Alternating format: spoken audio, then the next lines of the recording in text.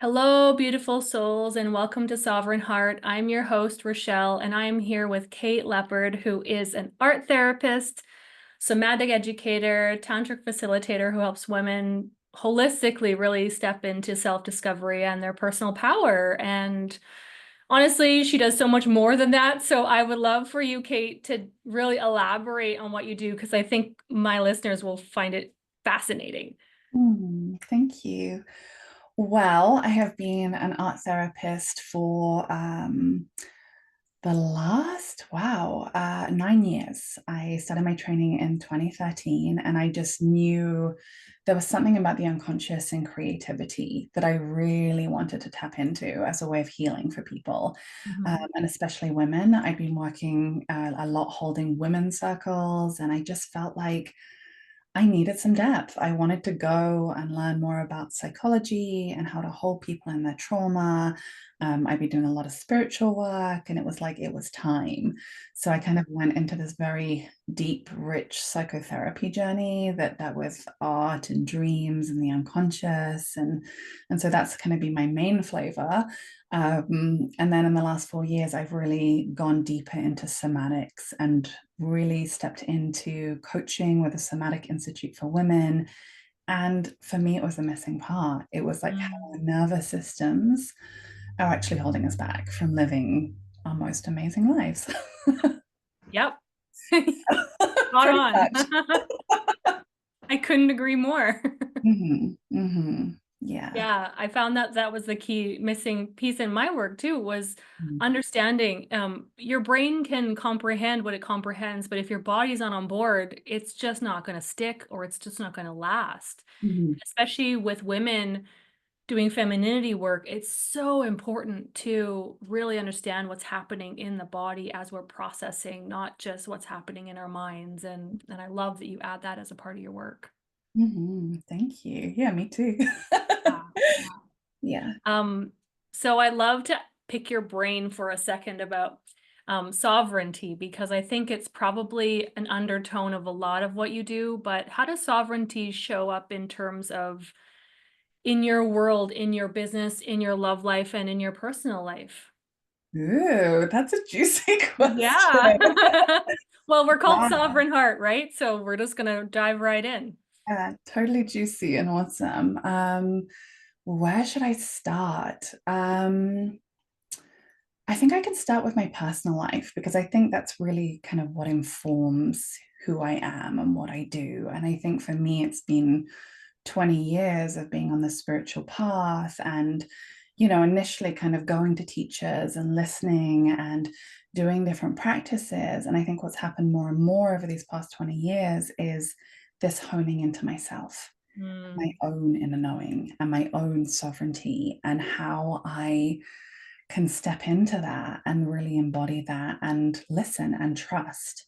And I think that's been the biggest journey. I was very much a chronic people pleaser, Yeah. and leaning into that trauma response of appeasing and acquiescing, and really this kind of my own discovery. And it's also what I see for a lot of my clients and the women that I work with is this journey of how to attune and listen to ourselves and honor that in this society that's quite patriarchal, that we still have a lot of internalized patriarchy and capitalism and messages that follow us from our childhood and things that we've internalized. And it's how can we really learn to tune into the wisdom of our body and trust. Mhm. Yeah. Yeah, So powerful. that's personal. Yeah. Yeah. And a little bit, and I think, that just kind of overflows into the work. Yes. And it really is about women kind of tapping into what's beyond the messages we've received, what's beyond the trauma lens that we might be looking through, and what is kind of the essence of who we are and how we can tap into this radiance that's actually inside of us. Hmm. And talking to that radiance inside of us, what would you say is your avenue in to help a client tap back to those parts of self? Because I know a lot of women say that they crave or they're missing something or they want to be the former self or it's something that little spark has kind of faded. How do you help women tap back into that inner radiance? Well, lots of different ways. But I mean, initially, when I start seeing people, usually I'll do an intake to find out what's their history, what's their family like, what are the traumas, exposure to violence, all of these pieces that then kind of give, and their goals also, what are their strengths. And so that gives me a bigger picture of how I can work with them. On an individual way. So each person is kind of, it's different, and there are threads that run through, and it's kind of both an unraveling and a weaving back together. And I would say probably the predominant thread that runs through my work is that of self-regulation, identifying what trauma response that we're in, that we're kind of living out in unconscious patterns, and then giving the tools to be able to tap in to what's underneath that. Mm-hmm. So we can't, we basically, a lot of people are actually living their lives in terms of trauma responses. Like, I need to run away from this person. I've got to pretend to be extra nice when this person's mean to me, or I'm frozen and I can't. And people are stuck in these, and they're making the decisions for their life from these places. And so it's, how do we get unstuck and begin to tap into our window of tolerance, to vitality, to creativity, to joy again? Mm-hmm. And yeah, unlearn these behaviors that were actually protecting us and the wisdom of the body, and that we totally like honor. And how do we let this unraveling happen where we see what's underneath the trauma response? Mm-hmm. Mm-hmm. Yeah, you and I do so much similar work there, and I love the way that you described how you, like, every woman is unique and every woman's story is unique, and I don't think it's sexy to say that you have to work through your trauma to find your femininity, but that's actually the truth, is you Mhm. have to work through your trauma to get to that sense of safety within your body to radiate as powerfully as women can who are secure in that feminine energy. And I think a lot of times we keep ourselves small when we haven't worked through some of those components that have traumatized us from the past, that trigger us and stop us from our growth, that prevent us from, on a regular basis, feeling secure and confident in who we are. Mhm. And normal, Yeah. like, life happens, normal, and what are you going to do about it? And in my experience, I found there's a lot of people teaching this work uh, from a surface level lens, and it tends to not stick because Mhm. it gets to be very focused on the outward and sort of behavioral components to change, and even maybe personality traits to Mhm. morph into. But again, that femininity style becomes a bit, I feel anyways, like performative. It doesn't stick. It's not getting to the root of why you feel scared to embrace that part of yourself in the first place. And Totally. you mentioned a few things around self-regulation, understanding your dominant trauma response, window of tolerance, some tools to get through there. So a lot of words that sound maybe like jargon to the person that doesn't understand therapy. Of Yeah. course, Kate and I totally get what you're saying, but if we were to do it in layman's terms, so what does self-regulation actually mean? In your words, if you were to like teach a client like how to regulate, and what does even regulation mean? Yeah. Well, first, I guess we have to understand what the nervous system is. Yeah. And so, throughout, I'll just say it, throughout most of our bodies, we have the vagus nerve, which kind of looks a bit like a tree. You can Google it, see what it looks like, how it's placed within the body. But it's basically a nerve that connects our whole system together. And it is responsive. It allows us to understand when we need to run away. It is changing our body temperature or our heart rate. It is, allowing us to, yeah, play dead if we need to, if there is a threat. It's this place of just, yeah, what's totally allowing our system to be in a homeostasis rather Mhm. than yeah, it's the autonomic. It's what makes us respond or a lack of response. And so Mhm. when we understand that, what we understand is, oh, there are changes happening to us when we're in stressful situations. And when we are in stress, we're going to have responses. So we might start to feel anxious. And it's like, oh, okay, most of us have experienced anxiety at some point in our life. What we don't usually link it to is that is the beginning of the flight response. That is our body going, okay, I'm getting ready to run away. And so you might notice like you're starting to feel a bit more racy, you're having anxious thoughts, you might feel this desire to be like, I've got to get out of here. That might be the kind of thought patterns that are happening. And so it's actually starting to learn to recognize that in ourselves, to have self-awareness and be like, wait a minute, this is a signpost to something else.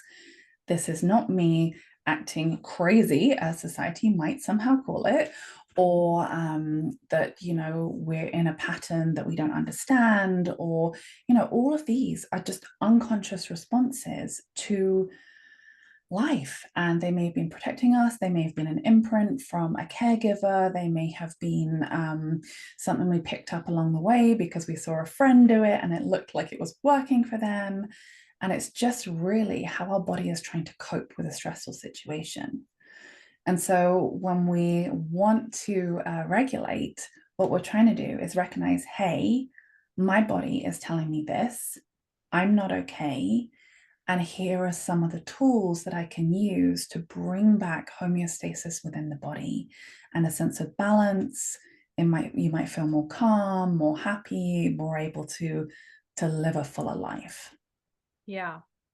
I think too, the way that you just said that is so objective. There's no judgment there. It's just like, hey, body's on board, body's giving you a cue. What are we going to do with that information rather than here we are again, my anxiety. I'm going to just now try to push it down, push it away because it's bad, bad, bad, bad, bad. And really just having a sense of, I think in my experience, and I'm curious your thoughts with this too, but just a sense of curiosity with what's happening in the moment and in the body allows a bit more grace and a bit more self-compassion to the experience rather than needing to, push it away or like have some tool that makes you not feel it. Because I think that's what a lot of people think is regulation is not feeling or not having those ebbs and flows or ups and downs when really this is my personal definition, but it's how do you cope with the ups and downs and come back? How long does it take you to come back to your center, your sense of self, your inner calm, your inner confidence, rather than it's never going to happen. You're never going to flip flop. You're never going to have anxiety again because now we magically regulated your nervous system. It's like you're a human living in today's world. It's going to happen. It's going to happen inevitably. Yeah, exactly. And what usually happens, and what I've seen with my clients, is it gets faster.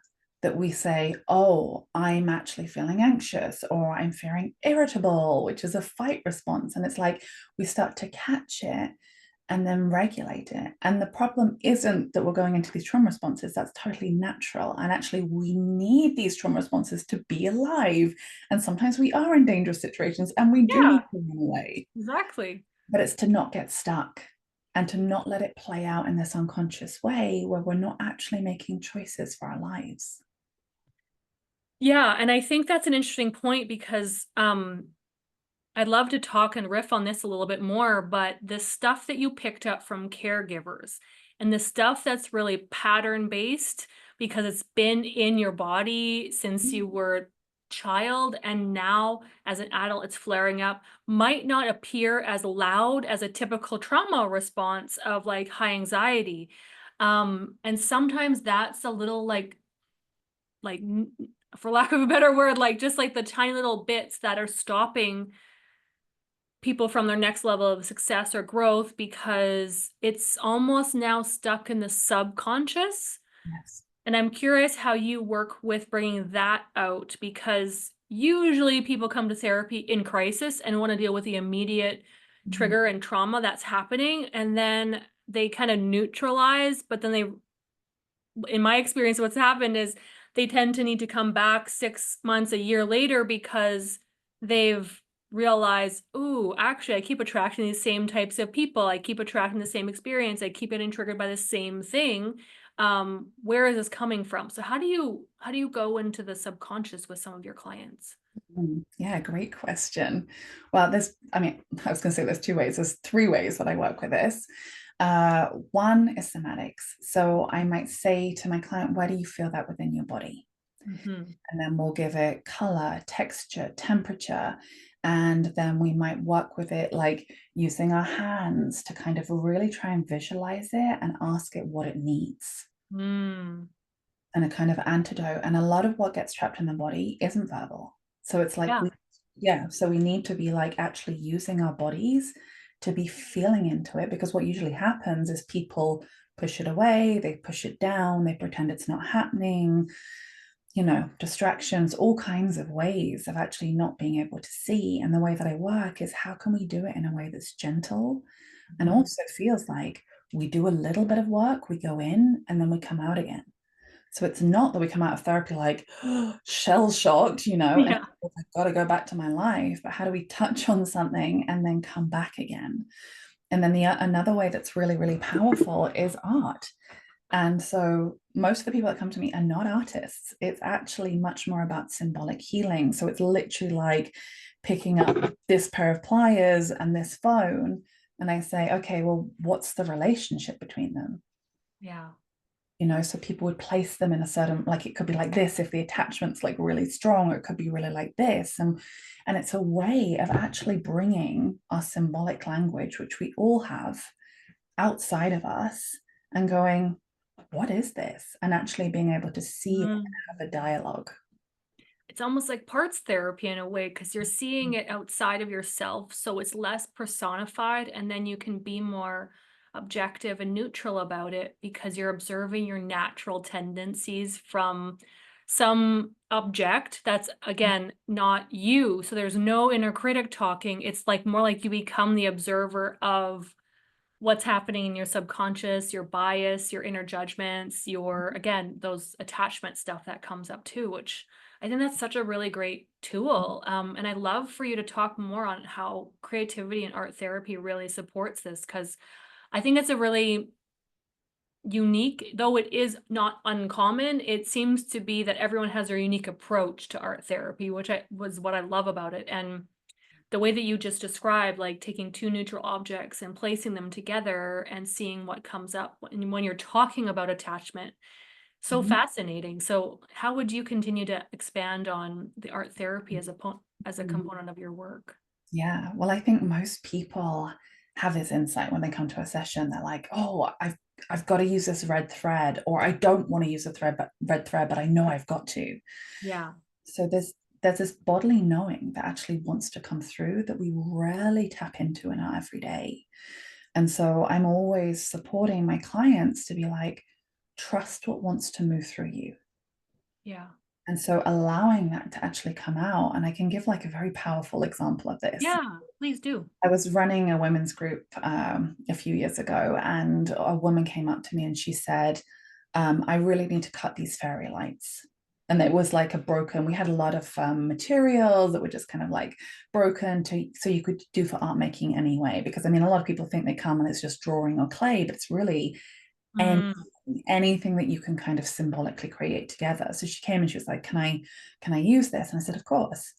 And so she ended up making the sculpture, wrapping these fairy lights around. And yeah, we came to process the art. And she was like, oh, I just had a memory come up. When I was 5 years old, I cut my dad's microphone cord.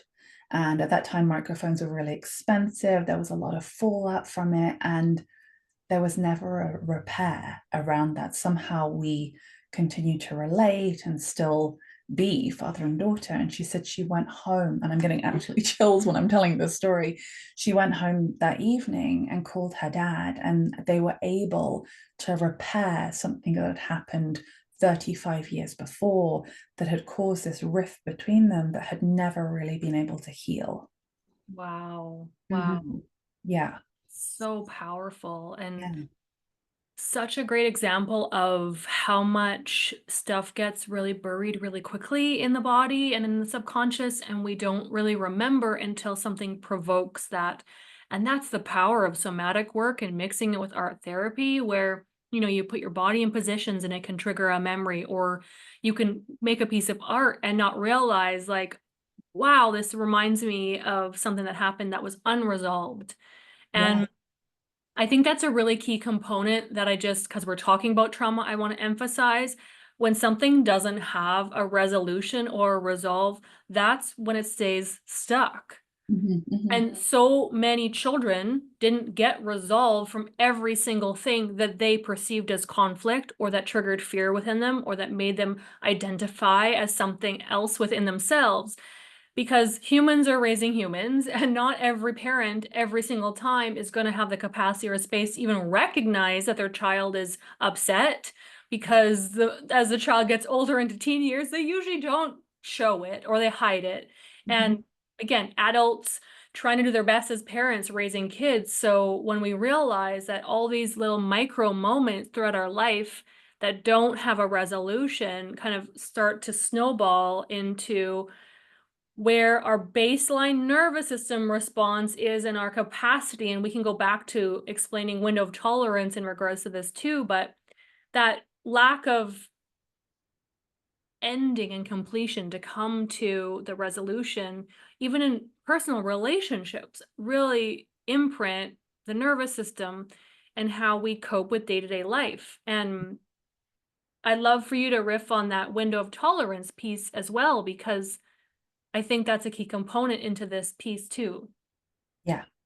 And so, yeah, exactly. The window of tolerance is basically when we're not having a trauma response. And it's like, Yeah. when is that in our everyday life? Because on some level, there seems to be a low level trigger just because of the society, the lives that we live. And, it's that place. And maybe it's better if I talk about the brain a little bit. And Sure. so, this kind of evolution piece of, when we're in this freeze response, which is basically, okay, we're totally frozen. It's kind of like we imagine that there's a turtle and it goes back into its shell. It's like that response. And we all have that. It's this reptilian, and it's basically living in the back of our brain. It's the oldest part of who we are. So we have this evolution. The next part is this fight flight response, which you can imagine is kind of more like predator prey. It's like either we're going to turn and fight or we're going to run away. And it's like that kind of response. And then we've got this next level of the social, which is the top of the brain. And it's the last part to evolve. And it's like how we actually can fit in and belong as human beings. And so all of these have like an amazing purpose. And it's like, Mhm. and we've learned adaptive behaviors in each of these to respond to stress. And so when we take the stress away through whether it's breath, sound, movement, it could be art, creation, all of these different pieces, and we come back, what is the essence, which is actually the prefrontal cortex. And we get to come from this place of actually being able to see the bigger picture of Yeah. what is going on, rather than this response from one of these trauma responses that's like, I've got to run away. And, that's exactly what I did in my 20s. It was like, the situation's bad. I'm running to the other side of the world.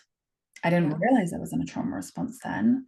And I wonder, and I have no regrets, but I do wonder how life would have played out to see from the prefrontal cortex the bigger, more like we would call like an eagle eye view of our lives, and make decisions from that place where we're relaxed, we're breathing, there is a sense of hope, joy, vitality, and creativity. And it's in that place, of creativity where we can actually imagine a different world, imagine a different place, a different way of being.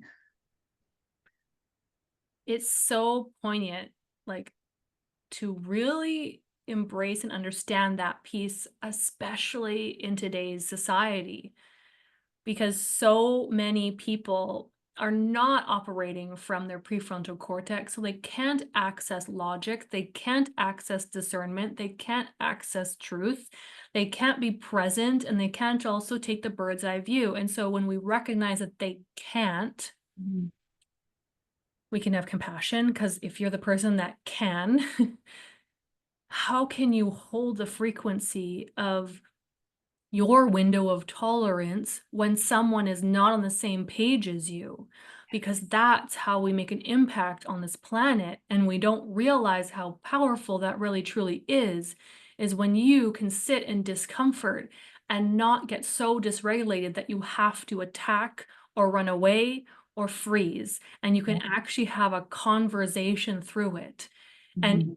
even like how powerful it is to witness someone in their response and still have your nervous system regulated enough to go, I hear and see what you're saying. It's not the same as me, and that's okay. I love you anyways, because I see past that.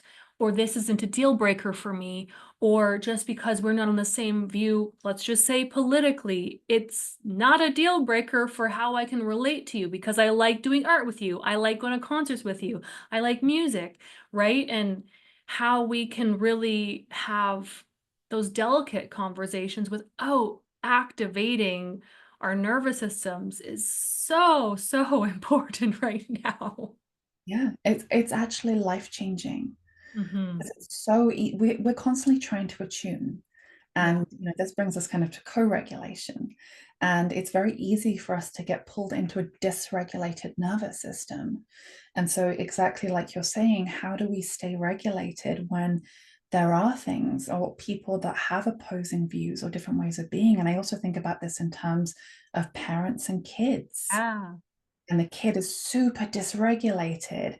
And what they need is to be able to use the regulation of the parent to be able to do that for themselves and then eventually self-soothe. Hmm. Hmm.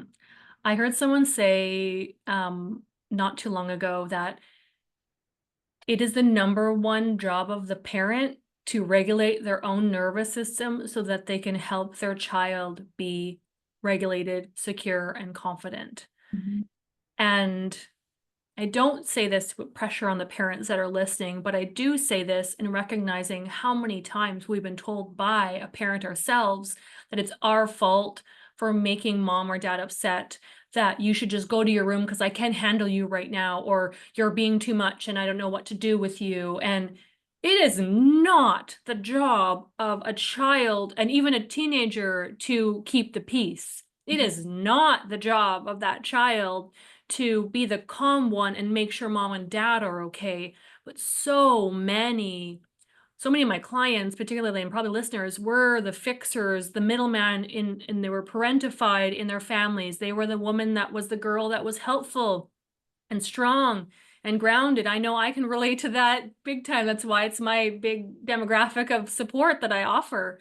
Because again, we're often parentified or we're put in a place of, well, you're so mature for your age. Well, I'm really good at hiding my freeze response and I'm Yeah. really good at pretending like I'm okay. But then what Mhm. happens is that girl turns into the woman who cries behind closed doors, and she doesn't reach out for support when she needs it and is very dysregulated and no one knows. And then she feels lonely and sad and scared and wonders why she can't connect with a partner, or she doesn't have as deep relationships because no one understands her. But Mhm. it's like she learned at a very young age, I can't regulate with my parents. They don't have time, they don't have the capacity, it's not safe, whatever the story is. And she very quickly becomes in that freeze slash flight response of, I'm just going to become the highly independent woman who doesn't bother anyone and figures it out on myself, and or takes a vacation when I'm overworked and overstressed. And then why do I feel great on vacation and then have to come back and don't know how to cope with life? Yeah, totally. And I would even add in there also the fawn response Yes. of constantly this niceness. I'm the good girl. I've got it all together. And it's like, yeah, the actual like response within that to kind of just acquiesce and pretend. Yeah. Yeah. Which leads us into a great point too of let's unpack the main core trauma responses, because I know this is something that you're going to be emphasizing more in your work too. And I think sometimes people don't, they think they know, but they don't really know. So I'd love to hear like what the core responses are, and also maybe some examples to go alongside them, whether it's with a client or even with yourself. Yeah, totally. Okay, well, let's start with freeze. And we probably all know this. It's kind of this place where we shut down. One of the ways that I notice it for myself is I stop breathing even. Or I'm taking really shallow breaths. I kind of feel a bit paralyzed. I might like feel more numb and tingly, maybe in my arms and legs. I just feel this tiredness kind of wash over me, kind of like a slumping. I might start to feel very like on a low level confusion. I'm like, oh, I don't know what I should do, or I'm not sure about this. And it's like that's kind of one of the beginning signposts, like we were talking about before. Mm, And then it could be disorientation, feeling numbness, feeling helplessness. And then it kind of leads to this collapse. And it could be any one of those. Like we really talk about them on terms of a continuum. yeah. It's like, how do we start to recognize some of the like the more low level signposts versus having to go all the way to collapse and just being like in my bed, maybe staring into space, like, a lot of like, Doom scrolling.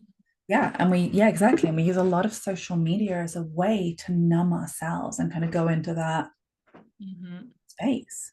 And Hmm. so that's really what a freeze response is. Should I also get some tools as well, or a bit later?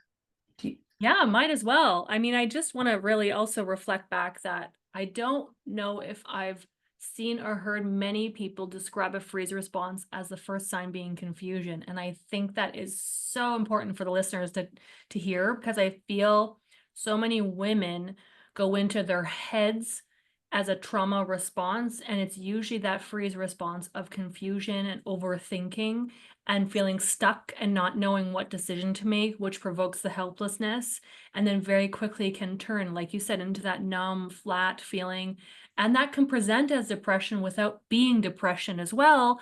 And we think it's depression, and then we cope with that piece, and that's not actually what's happening. There was something that triggered the freeze in the first place. So I just want to really emphasize that piece that I think is very important. But let's share some examples of how to cope with freeze response. What would you yeah, do with your and one clients? piece I want to add is there is no judgment here. This is Yeah. literally an unconscious response.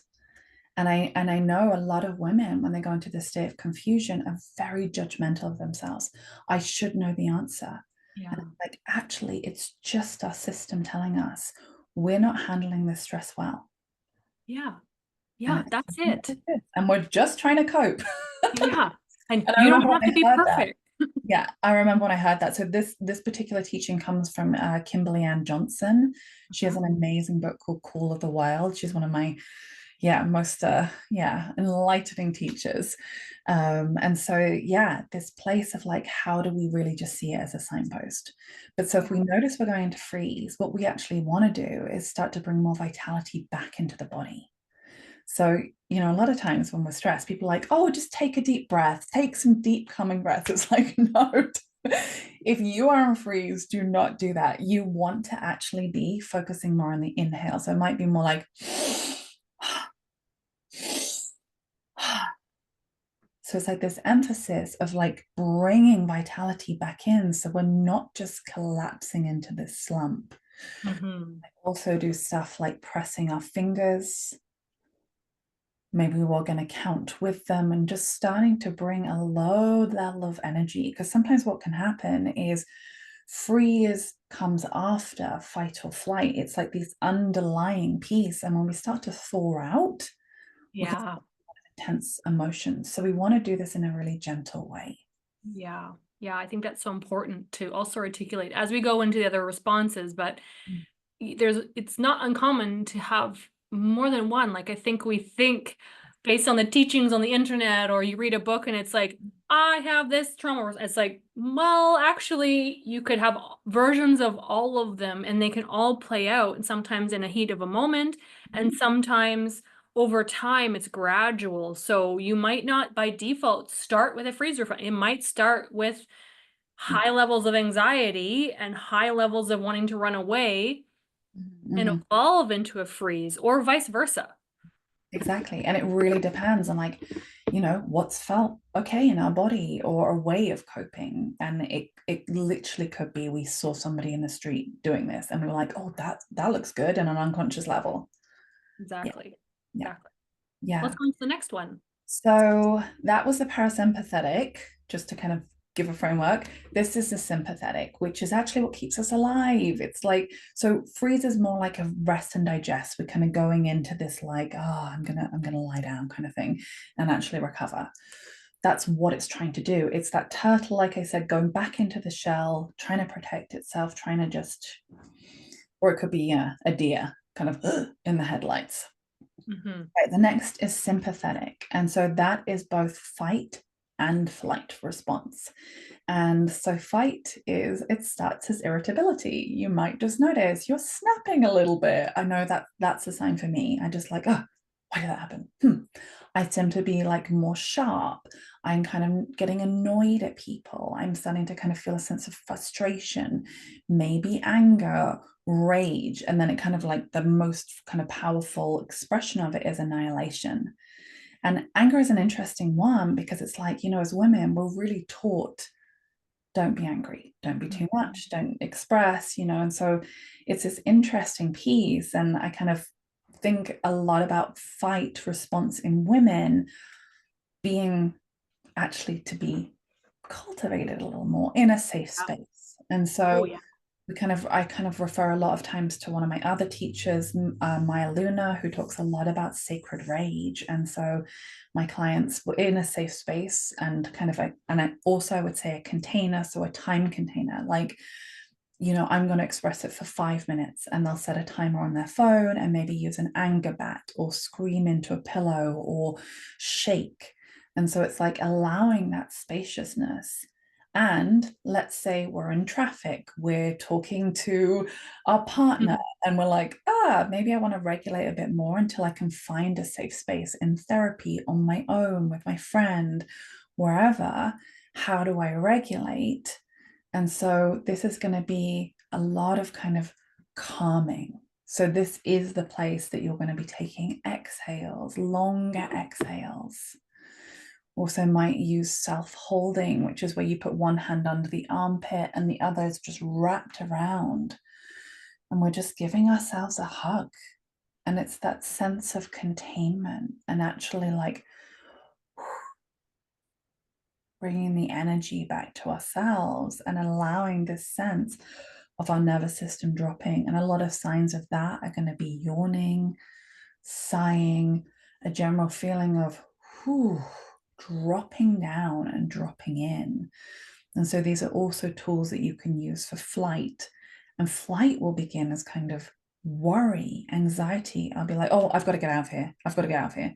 For me, it manifests a lot as like, I've got to leave. I'm taking a trip, like that kind of like, I'm done with this situation. I'm running away. I'm packing my bags. That's it. Yeah. But yeah, I mean, a lot of my clients are dealing with anxiety, and that's really just the body's signpost of saying, I'm not okay. I'm in a trauma response, and I need to leave.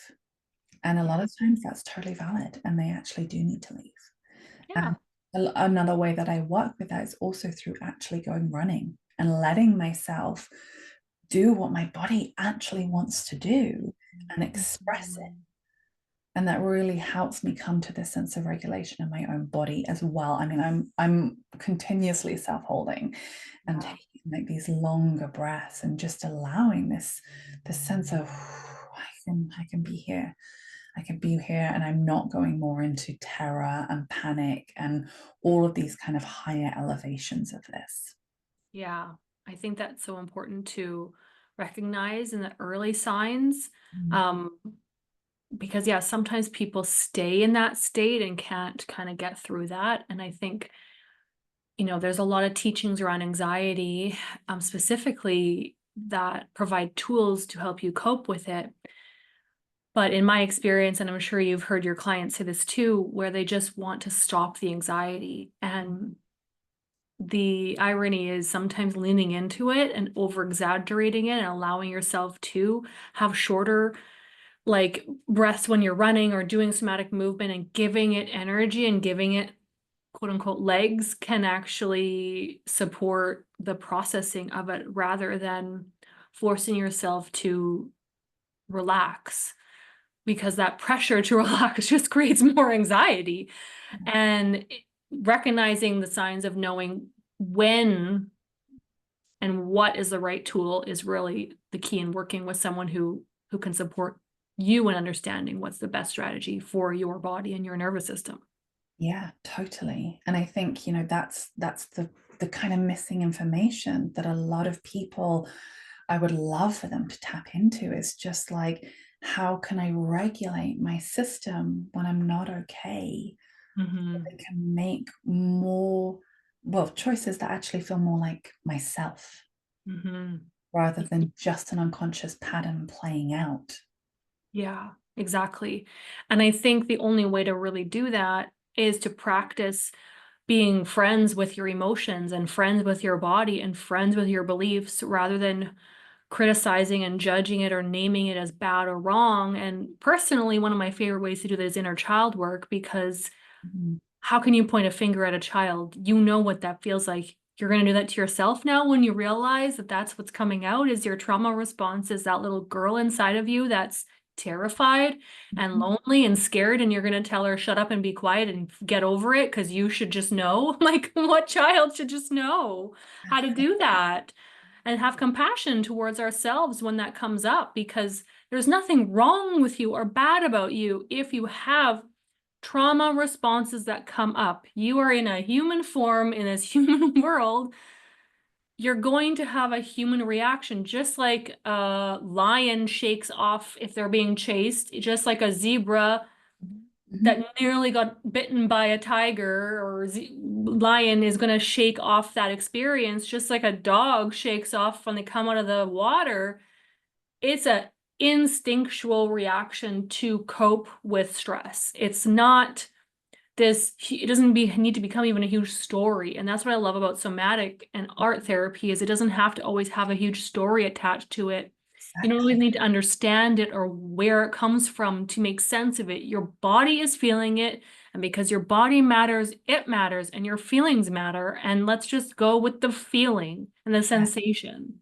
Yeah. Yeah. And I think you're really naming this very powerful part, that we don't necessarily need to link it back to this situation when you were 6 years old and relive that intense trauma, but we get to release it and honor it through the body and change our patterns and ways of being.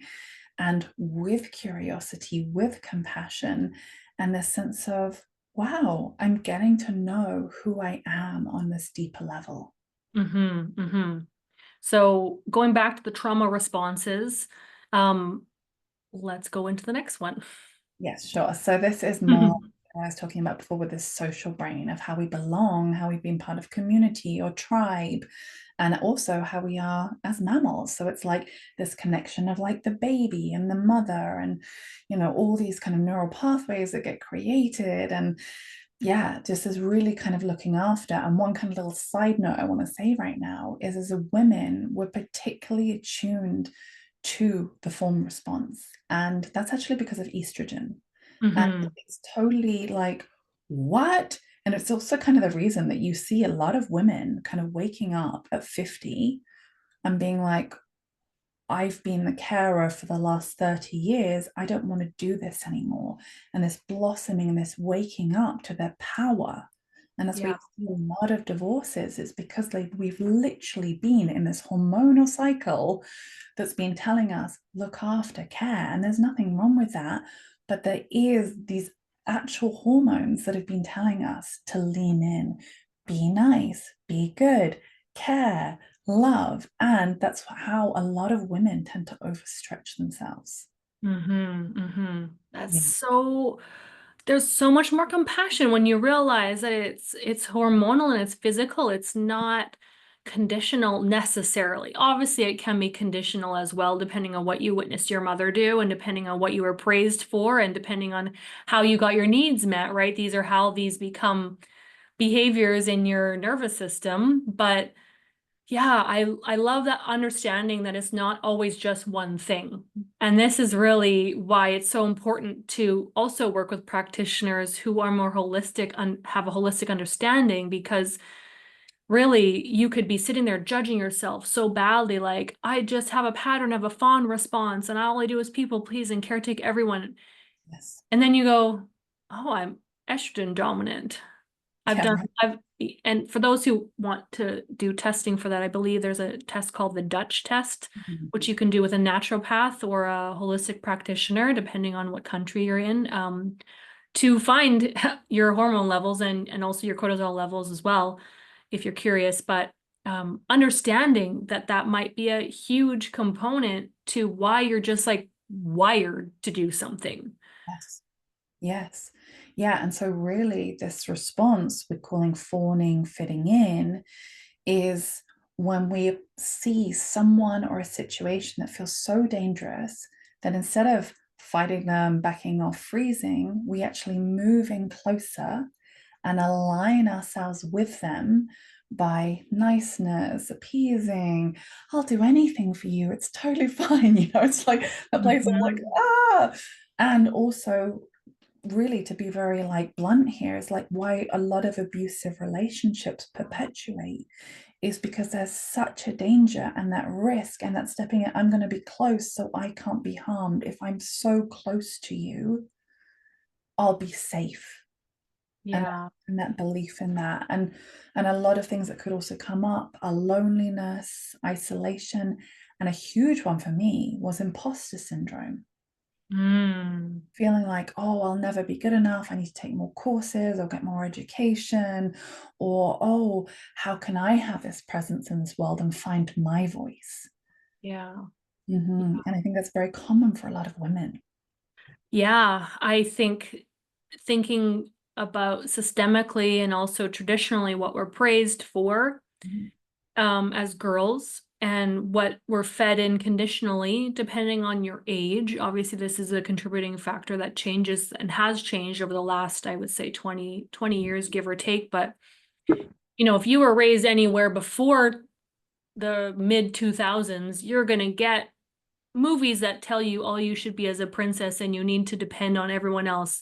You're going to get magazines that are telling you fit this size to make it work for everyone else but yourself. You're going to get a lot of backhanded, confusing messages around, motherhood and what that means, but also at the same time, you're supposed to be some sort of caricature of some boss bitch woman who is type A, and yet you're supposed to be loving and nurturing and want the family too, and then somehow get the guy and do all the things. And wow, this world likes to tell women who they should be instead of allowing the individual to become the person that she feels most aligned with.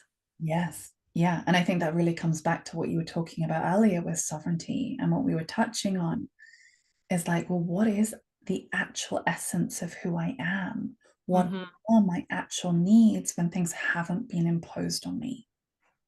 Exactly. And Mhm. I think in my experience with that, it requires a level of selfishness and Mhm. self-centeredness. And I don't think selfish is bad. I'm not using that word in any way negative context, because I think most women are paranoid that they're going to become selfish. And if you're already paranoid, you're going to become selfish. You're not selfish.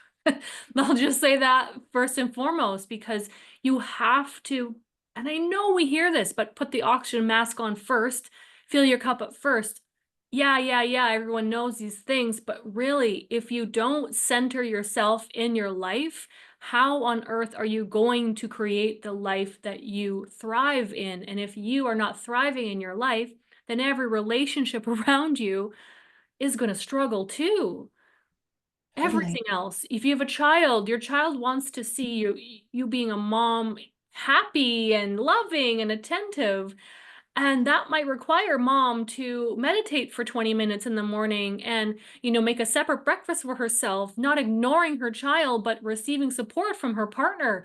And her partner realizes that they feel really good when they're supporting mom taking care of herself, and so they'll do those bits because then she's more attentive to her Mhm. partner and his needs or her needs, or and they're very on top of it because again, you feel good within yourself, so then you're showing and witnessing what's possible and then truly teaching everyone in your life what it means to actually generously give from your heart, not give out of obligation or resentment or because you should or because you've been told that that's just what you do, is Mhm. sacrifice yourself, because that's what a lot of women get.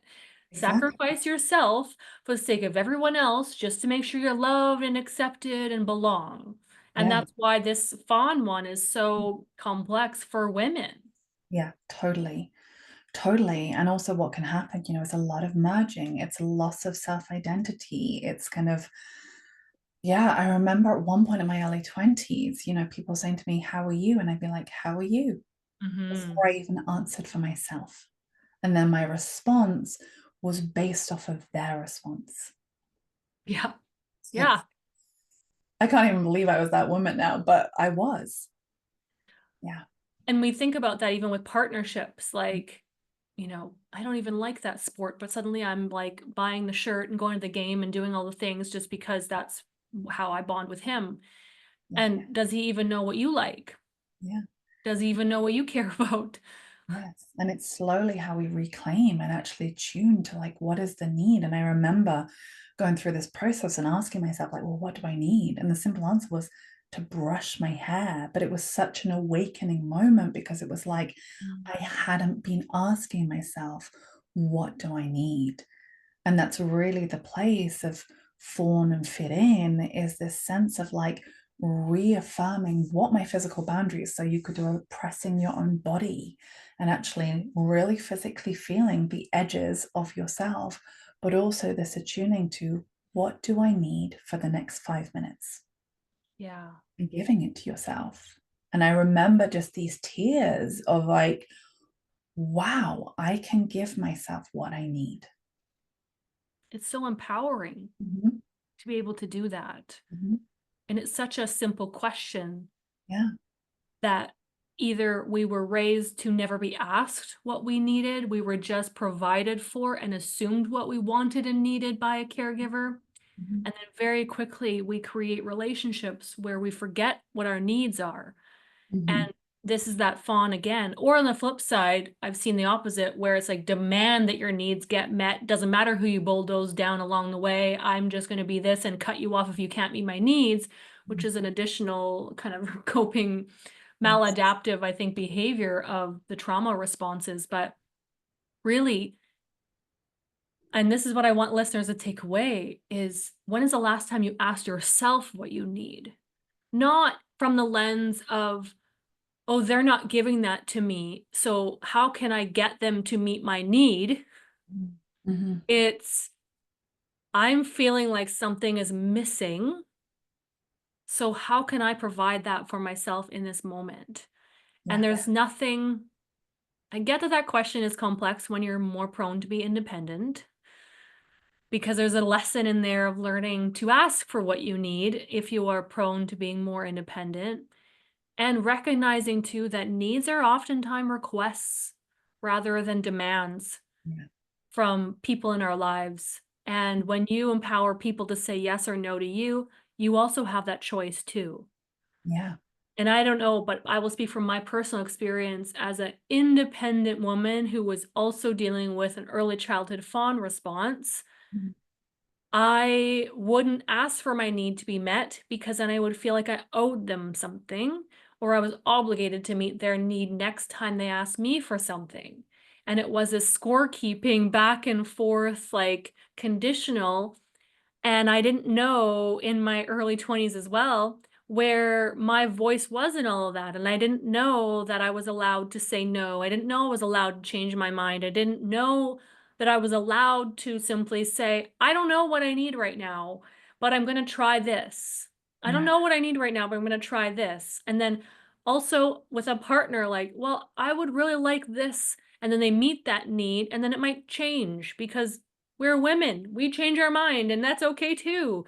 Just because you say one time that this is your favorite meal does not mean you want to eat it every single day. And so that requires you to communicate your needs. And again, full circle, we can't communicate our needs unless we have that regulated nervous system enough to have the clarity in that prefrontal cortex of how do I articulate what's important to me in this moment, instead of Yes. having a trigger be activated, then it comes out. And I know I'm guilty of this still sometimes too. I do this work and it still comes out sideways. Sometimes it still comes out sarcastic or passive aggressive or jabby at times. And I'll own it and go like, oh, oops, I'm sorry that it came out that way. Mhm, Not mhm, my intention at all. And recognize, okay, it's my job to now regulate my nervous system so I can have a conversation and hear you out, while also recognizing that I did that because I had an unmet need and I didn't know it until it got real loud. And yeah. sometimes that's the way it has to be for a little while we're learning too. Yeah. Yeah. And the idea also isn't to be like totally zen all the time, like, No. "Oh, I've got it all together." No, it's like, that you're in what you're in. Yeah. And it's like, how do you catch it or have people around you who also understand this framework and are able to go, are you okay? Do you need to co-regulate or do you need to just go and spend some time by yourself? Like, what do you need right now? And Mm-hmm. like that can be so incredibly valuable. And I know it has been in my own relationship. Like I've been with my partner who's now my husband for like 10 years. And he also has kind of learned this framework. And so we've learned to navigate each other's nervous systems and kind of allow either this spaciousness for regulation by ourselves or co-regulation. And Mm-hmm. so, if one of us is more regulated, the other person might hold that person and just breathe together. And then the power of that is Yeah. like, because our nervous systems are longing for that. We want connection. We're social beings.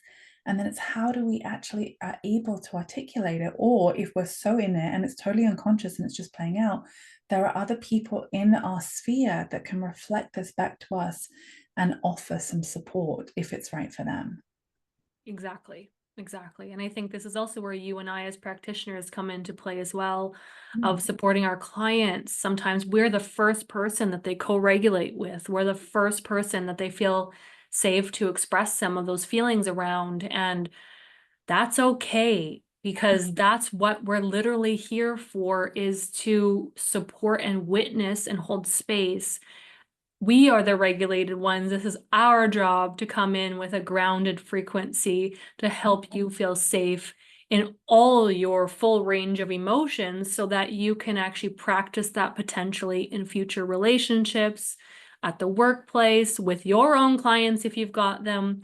But Yes. it has to start somewhere. And again, it all comes back to the childhood component of really learning what it means to soothe through co-regulation so that you can learn how to regulate yourself Mm. when you're not around someone and when someone comes up. And self-regulation is such the epitome of empowerment, really, and self-trust and confidence and security.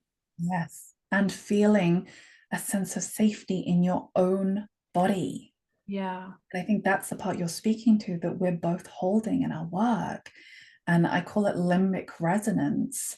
And it's that place of like the imprint of our nervous system on another. And I did a lot of, I was teaching people how to be therapists for 4 years. And, for me, that's really the essential piece of it. Because if we're not regulated as therapists, we're actually giving a dysregulated imprint to our clients on Hmm. an unseen, unnamed often level. And so a lot of my work is how can I regulate my own system and do what lights me up and be creative and yeah, make jewelry or do yoga or run. And it's like, how do I create this within myself so that I'm really able to transmit that to others? And it sounds Yeah. like you're doing very similar work. Yeah, yeah. I feel personally like it's my life's mission to help my clients, at least the one-on-one ones especially, to not feel alone in their feelings, because I was very aware of what that felt like growing up. Mm. And now it's been my own personal growth journey of allowing people in when I have feelings. And I've learned to co-regulate in the past with former therapists and coaches, which is why I see that that's such an important and vital part of the work that I provide, Mm. especially for the demographic that I typically work with, which is similar to me, the independent woman who, has hid those parts of herself for a very long time, sometimes even from herself, Mhm, mhm, under the guise of being really strong or under the guise of making sure everyone else is okay. mhm. And to be seen and witnessed is so incredibly powerful and has been for my healing journey. And that's why I want to provide that so much for other women as well. No matter their age, no matter where they're at, it's so important to be witnessed and not judged. And then Yeah, giving that unconditional love to that part that needed to be seen in that moment. yeah, totally. And I think you're naming a really key part as well, is it's the witnessing and this being reflected back to, because a lot of the women I see, there's this wisdom that's pouring through them. And it's only through the reflection back to them that they can actually see it and then take it back into themselves and integrate. Exactly. Mhm. Exactly. So to start wrapping things up here, I want to also, because I could pick your brain for hours. Clearly, we have a lot we could explore, but A lot. what are the signs that someone is coming out of a trauma response? What are the positive cues that someone can look for that are indicative of, like, I am doing it and I am growing, right? Because we're so quick to emphasize what needs fixing. So what are some of the signals that show up for people who are starting to expand and starting to regulate? Yeah. I mean, lots of different things, but like I can give some examples for me as I'll see a big sigh. So I'll just be like, oh, I actually start to kind of verbalize it. Sometimes I'll get sounds coming. A lot of times I will see with my clients yawning, which at first Mm, people are like really embarrassed about, but it's actually showing us that like your nervous system is dropping. Sometimes people will get gurgles in their stomach. You might start to see their face soften or feel that sense of like, oh, something's happening, tension in the shoulders might be going.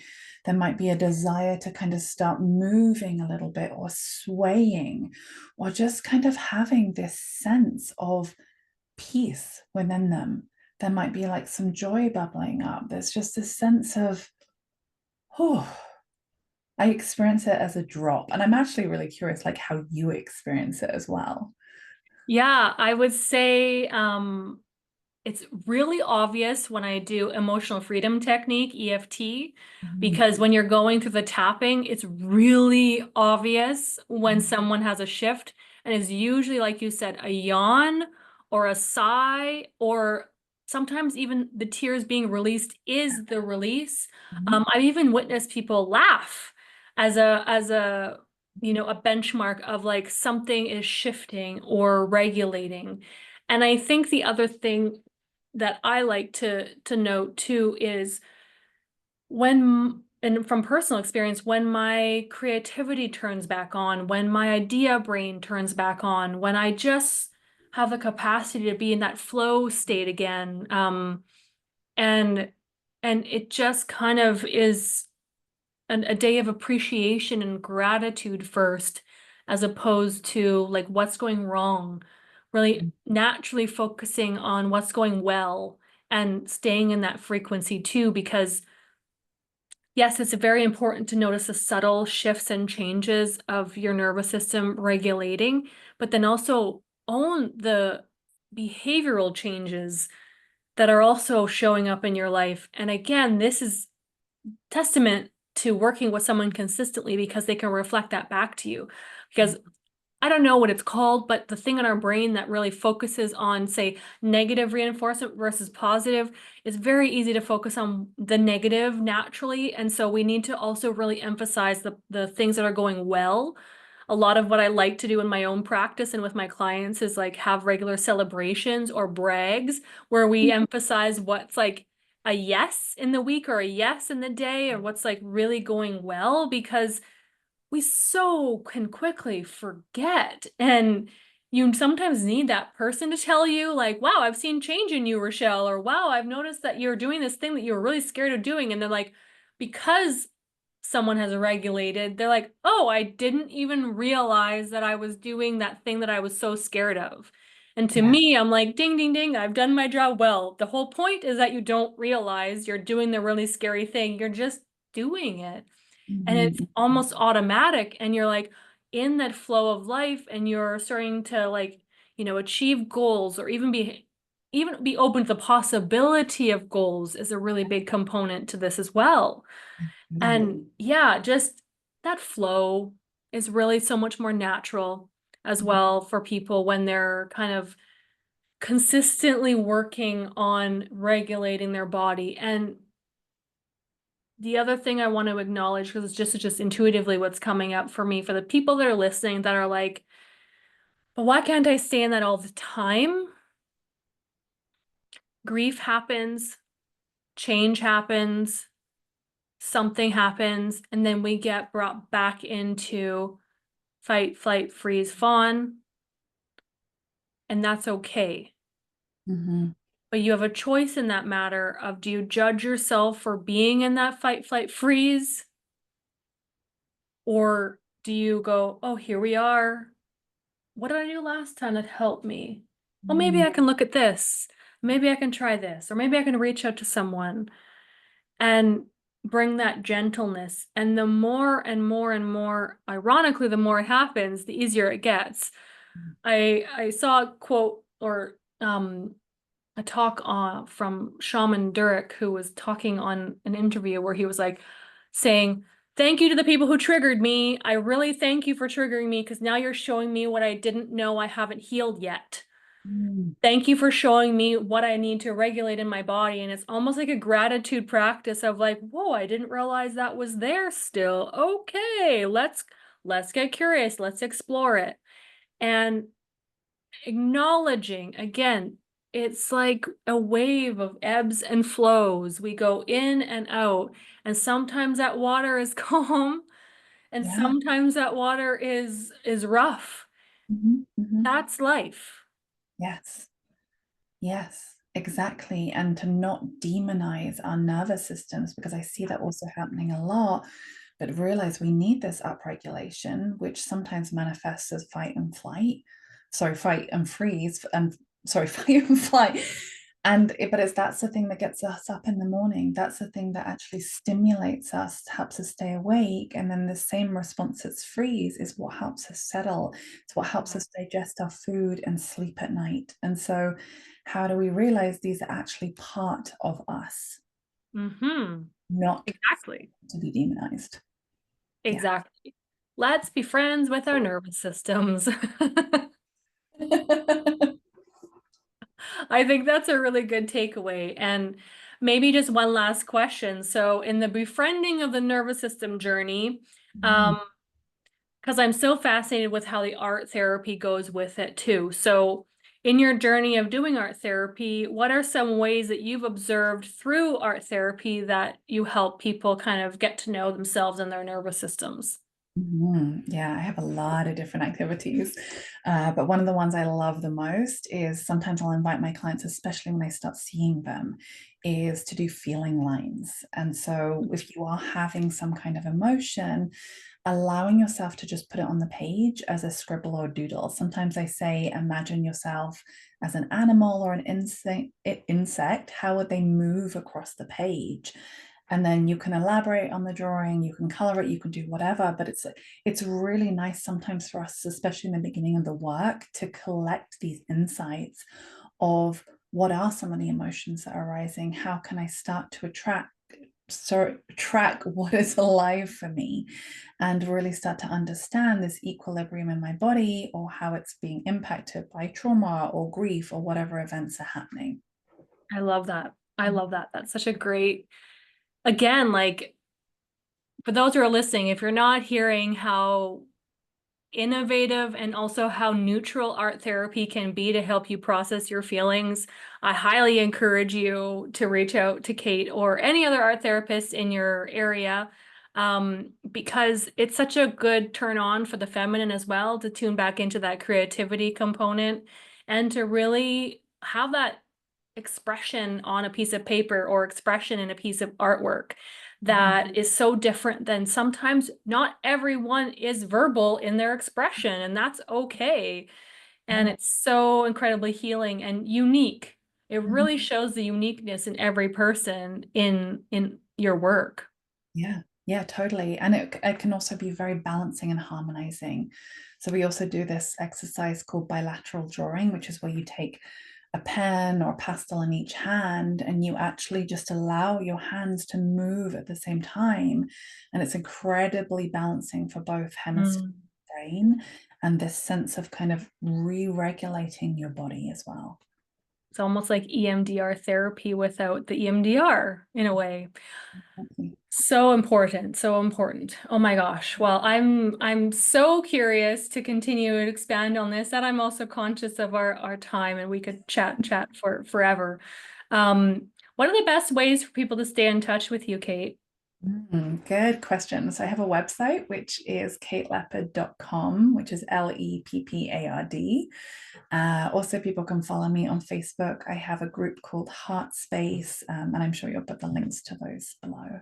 Yes, yeah. Everything that you need to know about Kate and I are in the show notes below. But before I leave, I ask all of my guests the same question because I think it's really an important thing to consider. So, and you can drop into your heart space if it feels good. It's a bit of a deep philosophical question, but what is one truth from your heart that you feel that the world needs to hear right now? Mm. Mm. Mm. There's a few things coming through. One is this: how can we listen to the signposts of our body Mm. and then utilize tools to support ourselves in relationship to ourselves and others?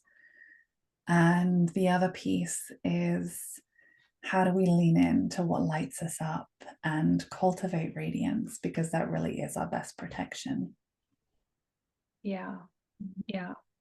Can you just quickly elaborate on how that is our best protection? Yeah, so I think, we're constantly bombarded by different stimuli, ideas, projections, all of these pieces. And by cultivating this sense of, what we've talked about as sovereignty or radiance, and it's like, or the regulated self, that we're able to attune to who we really are. And that allows us to kind of be expanded in this world. Yeah, yeah.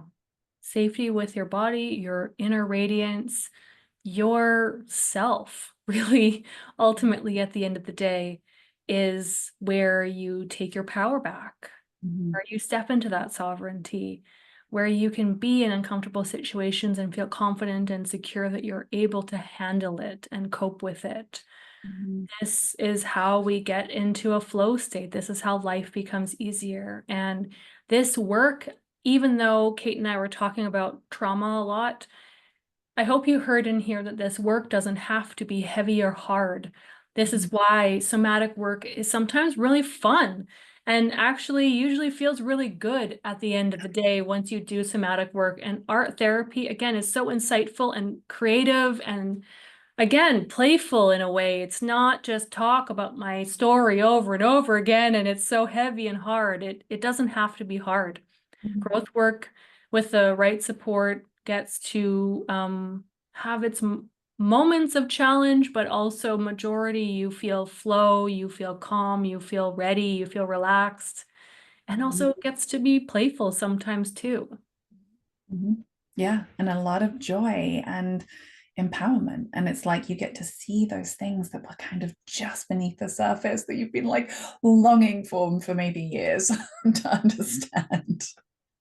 One of my favorite parts about what I do is witnessing the aha moment and the release that someone's like, I found myself again. It's like so beautiful to witness that. And that's possible for everyone that's listening. Mhm. Yeah, absolutely. Yay, thank you.